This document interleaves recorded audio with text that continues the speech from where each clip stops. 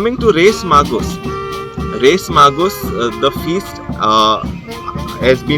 as I've been given to understand, comprises of not young boys as of date, but elderly men who dress up like kings. Earlier it would be younger boys who would participate, but as on date you have the grown up males who participate in this feast, okay, which was traditionally celebrated by the confraria of the Blessed Sacrament in the church. We would get to know more about this from the parishioners of the church itself. My name is Elita Di Mello and I am a parishioner of this parish of Rishmagush. In the past, this feast was very famous in Valdez, which would attract devotees from far and wide. Even now, people from surrounding villages of Nerul, Kandoli, Pilel and Saligao come for this feast. A huge fair of stalls selling various types of things is set up along the roadside at the foot of the church. In olden times, there used to be lot of wooden furniture, spices, salt fish, copper vessels, grinding stones, etc. for sale, which is not found now. All the villagers, both Catholics and Hindus, enthusiastically celebrate the feast with sumptuous lunch and relatives and guests gracing the occasion. Hindus prepare sannas and other dishes and visit the church in the evenings to venerate baby Jesus and show respect and solidarity. Every year, a theatre is staged in the compound of the church as the fellowship and entertainment. I am Father Orlando Marquez, Parish Priest of Holy Magi Church, Reis Magos. The Feast of Epiphany of our Lord, or the Feast of Holy Magi, commonly known as Three Kings, is the main feast of our parish, which is celebrated on 6th January every year. This is the only church in Goa that is dedicated to the Holy Magi. The reason could be that after the missionaries of Franciscan order were allotted Bardez province for evangelization, the priests under the leadership of Father João Noé crossed River Mandovi and disembarked in Verem on 6 January 1550.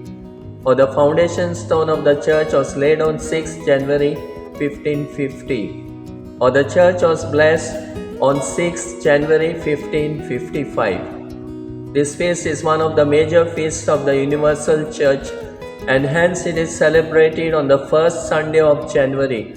However, since we have been celebrating it on the 6th January since inception, the Vatican has granted us special permission to celebrate it on 6th even if it is not a Sunday. Earlier, this feast used to be celebrated by the Confraria of Blessed Sacrament and Santos Reis Magos by celebrating a president from among the confratres, but now it is celebrated by the entire community. The novenas are celebrated by each small Christian community or Samudaya and Vespers by the confraria. My name is Oswald Mendonça and I am a parishioner of Reis Magos Parish. The salient feature of the feast is the depiction of the veneration of baby Jesus by the three holy Magi. Three elderly men from our parish dress as Magi or kings and participate in the feast mass and the procession that follows. They offer the symbolic gifts of gold, frankincense and myrrh. They are chosen from each small Christian community or Samudaya as we call it, in rotation every year. The dressing of kings was introduced in our church in the late 1960s by the then parish priest, Father Cyril Method de Souza. In the beginning, three boys used to dress as kings, and each king was accompanied by a young shepherd carrying a little live goat.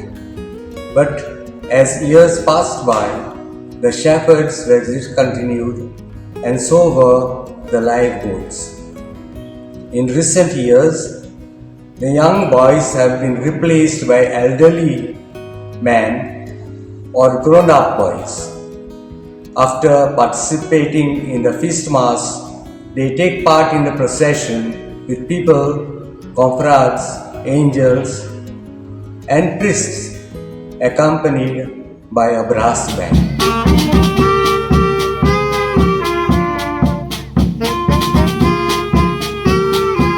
So in Cansaulim you have three different locations, that is Kueli, Arosi and Cansaulim, where you have three young boys dressed up like kings, who proceed from each of these three villages taking three different routes and finally arrive on horses at a place slightly lower than the below the chapel of Our Lady of Remedies, which is situated in Cansaulim, okay, on the month.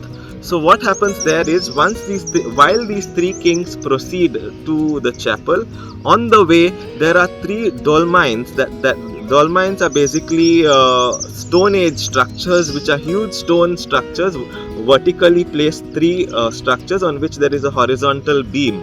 So these are made of laterite and were said to have been built in memory of the ancestors who passed away. So when the procession proceeds to the chapel, you have a flag off being done by each of these three kings, honoring the spirits of the village as they proceed towards the chapel. Finally, all these three kings assemble at a place just below the mount in Cansaulim, where these three kings sit together, and you have them blessing the gathered crowd with their crowns, which they place on the heads of the faithful. So this practice, however, is not seen in Chandor, as I have noticed.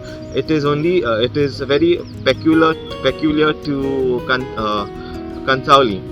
Okay, so from there then the procession proceeds to the hill in Cansaulim.